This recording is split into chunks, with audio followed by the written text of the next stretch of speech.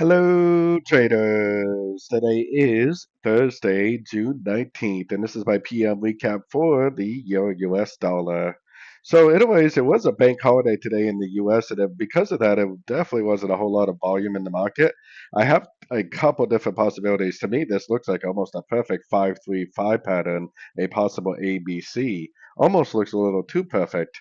If it really is an ABC, then this needs to be a wave one, two, and it needs to continue to stay impulsive, likely going up and giving us a clear break of structure before we get a bigger pullback. That's if it really is an ABC, and then it potentially would end up just continuing the uptrend. But we don't really know for sure if it's an ABC. It almost looks too perfect to be true, so we got our Fibonacci retracement on here. If it's not a 1, 2, 3, that means it basically has to be an ABC. If it's an ABC, then it would go right to a Fibonacci retracement level, and then it would turn down very aggressively. A 1, 2, 3 would not turn down aggressively at a Fibonacci level, so that's what we have to pay attention to.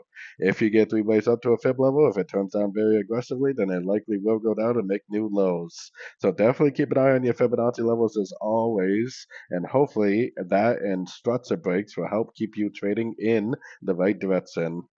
So anyways, don't forget to like, subscribe, and also check out my free Discord channel with link down here in the corner.